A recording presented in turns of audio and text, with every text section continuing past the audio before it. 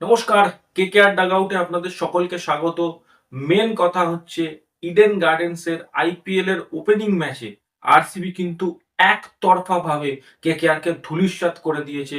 ২২ বল থাকতে ৭ উইকেটে তারা জয়লাভ করেছে।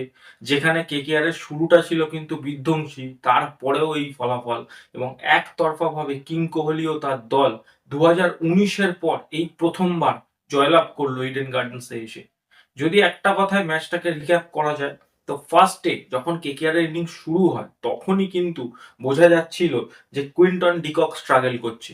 আমি আগেও বলেছি, এখনো বলছি, অকশনের পরে খাতায় কলমে যতই আমরা বলি এই টিমটা ভালো, এই টিমটা খারাপ, এই টিমটা স্ট্রং, এই টিমটা খারাপ, আসল খেলাটা কিন্তু মাঠে হয়।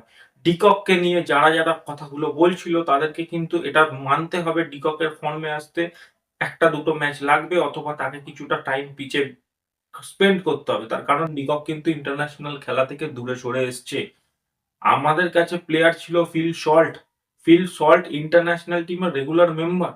আর ডিকক ইন্টারন্যাশনাল টিম থেকে দূরে সরে এসছে, ইন্টারন্যাশনাল ক্রিকেট থেকে দূরে সরে এসছে। তো তার থেকে ফিল সল্টের পারফরমেন্স ভালোই হবে, প্রত্যাশিতই ছিল এবং সেটাই হলো। আজকের যে পরিমাণ অ্যামাউন্ট অফ মানি ইনভেস্ট করে আমরা ভেঙ্কি আইয়ারকে নিয়েছিলাম, সেই অ্যামাউন্ট অফ মানি কি সে জাস্টিফাই করতে পেরেছে?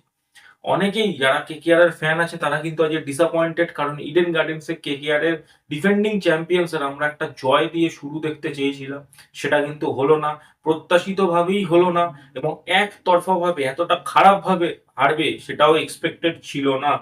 কেকেআর এর যখন ইনিংস শুরু হয়, ডিকক ও নারিন শুরু করে। নারিন তো অ্যাজ ইউজুয়াল স্ট্রাগল করছিল, কারণ জশ হেজেলউডের মতো বোলার বল করছিল ওই সময়। তো জশ হেজেলউডকে যে নারিন স্ট্রাগল করবে এটাই স্বাভাবিক। তার ব্যাটে বলে হচ্ছিল না। যেখান থেকে রান আসতে পারতো সেটা হচ্ছে ডিককের এন্ড, সেখানে ডিককও স্ট্রাগল করছিল এবং ডিকক একটা টাইম ৫টা বল খেলে আউটই হয়ে যায়। তারপর মাঠে নামে অজিঙ্কিয়া রাহানে, যাকে নিয়ে এত ক্রিটিসিজম, যে কিনা টেস্ট প্লেয়ার, যে কিনা টেস্ট ক্যাপ্টেন, যার দ্বারা টি-20 খেলা হয় না, সে যা পারফরমেন্স করেছে আজকে এই ম্যাচে, তার মুখের যোগ্য পারফরমেন্স যদি বাকি প্লেয়াররা করতো তাহলে আজকে কেকেআর ম্যাচটা জিতে যেত। অজিঙ্কিয়া রাহানে একমাত্র একটা আশার আলো হয়ে নেমেছিল। ৩১ বলে ৫৬ রান, ৬টা ৪, ৪টে ৬ এবং ১৮০ বিধ্বংসী স্ট্রাইক রেটে সে পারফরমেন্স করেছে। তার সাথে ছিল সুনীল নারিন, ২৬ বলে ৪৪ রান, ৫টা ৪ ও ৩টে ৬, ১৭০ স্ট্রাইক রেটে এরা দুজন কিন্তু ১০০ রানের পার্টনারশিপ করে এবং একটা সময় দেখে মনে হচ্ছিল কেকেআর হয়তো ২০০, ২৩০, ২৩৫ রান করে দেবে, যখন ১০-১১ ওভারের মাথায় সেঞ্চুরি হয়ে গেছিল কেকেআর। তারপরে যখন নারিন আউট হয় এবং রাহানে ব্যাক টু ব্যাক ওভারে আউট হয়, তারপর কিন্তু এক প্রকার প্রায় মানে কি বলে না, সেই অস্ত্র অপোনেন্টের হাতে দিয়ে দেওয়া সেরকম হয়ে গেছিল ব্যাপারটা। মানে যখনই নারিন আর রাহানে আউট হয়ে গেল, ভেঙ্কটেশ আইয়ার নামে ২৩.৭৫ কোটি অ্যামাউন্ট তার জন্য দেওয়া হয়েছিল এবং তার জন্য ফিল সল্ট, আমার এখনো অকশনে মনে আছে, কেকেআর নিতে পারেনি। সেই অ্যামাউন্ট অফ মানি নিয়ে ভেঙ্কি আইয়ার নামে ৭ বলে ৬ রান সে করেছে।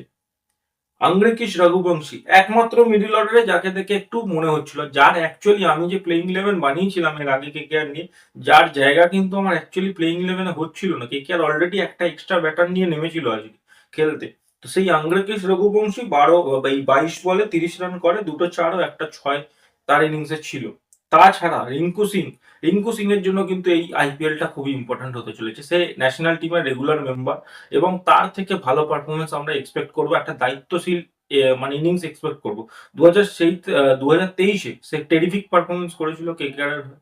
অনেক ম্যাচ একা দায়িত্ব নিয়ে জিতিয়েছিল, কিন্তু ২০২৪-এ তার কোনো সেরকম কন্ট্রিবিউশন ছিল না, কারণ একদম নিচের দিকে ব্যাট করছিল। কিন্তু এই বছর সে কিন্তু চান্স পাবে আর তার কিন্তু সেই চান্সটা নিতে হবে।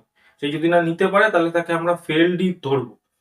রিঙ্কু সিং ১০ বলে ১২ রান করে। আন্দ্রে রাসেল কি দরকার জানি না, সব বল চালানো আউট হয়ে যায়, ৩ বলে ৪ রান। এবং লাস্টে রমনদীপ সিংও ব্যাটে বলে একদমই হচ্ছিল না।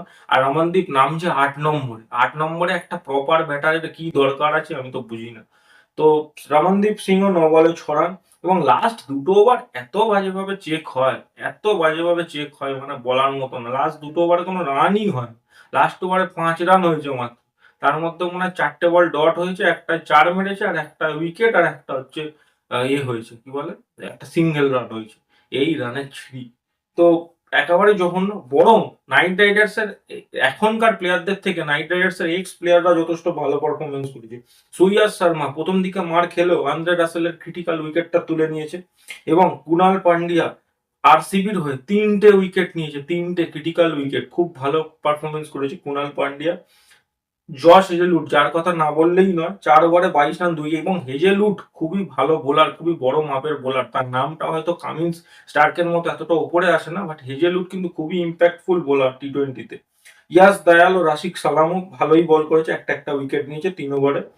তারাও মোটামুটি আটের মানে ইয়াস দয়াল 8-এর ইকোনমি এবং রাশিক সালাম 11-এর ইকোনমিতে বোলিং করেছে, এবং 2 ওভার কিন্তু তারা লিয়াম লিভিংস্টনকে দিয়েও বার করে নেয়। এবার যদি আমি বলি রয়্যাল চ্যালেঞ্জার্সের ইনিংস, প্রথমেই ফিল সল্ট মাঠে নামে এবং ফিল সল্ট ডিসাইডই করে নেয় যে কেকেআরকে বলে দেবে যে কার পিছনে তারা ইনভেস্ট করেছে আর কার পিছনে তারা ইনভেস্ট করেনি। ফিল সল্ট 31 বলে 56 রান, 9টা 4, 2টো 6, 180 স্ট্রাইক রেট, খেলা শেষ করে দেয়। পাওয়ার প্লেতে খেলাটা শেষ করে দেয়। যখন সেকেন্ড ইনিংসে নামে পাওয়ার প্লেতে খেলাটা শেষ। বিরাট কোহলি তো প্রথম দিকে খুবই মারছিল এবং যখন বুঝে যায় যে খেলা ইজিলি জিতে যাবে, তখন সে তার ইনিংসকে স্লো ডাউন করে এবং ফিনিশ করে যাওয়ার একটা টেন্ডেন্সি নিয়ে নেয়। দেবদত্ত পাডিক্কাল একমাত্র প্লেয়ার যাকে দেখে অতটা কনফিডেন্ট মনে হচ্ছিল না, এবং রজত পাটিদার নেমে বাঁচা কুচা যেটুকু ছিল সেটুকুও মেরে উড়িয়ে দেয় এবং লাস্টে একটুর জন্য আউট হয়ে যায়। সেটা লিয়াম লিভিংস্টন নেমে 5 বলে 15 রান করে খেলা শেষ করে দেয়। এখানে যদি আমি বোলিং দেখি, Varun Chakravarthy too much expensive, 4 ওভারে 43 রান দিয়ে 1 উইকেট। বরুণ চক্রবর্তী কিন্তু মানে তার উপর অনেকটা ডিপেন্ডেন্ট কেকেআর।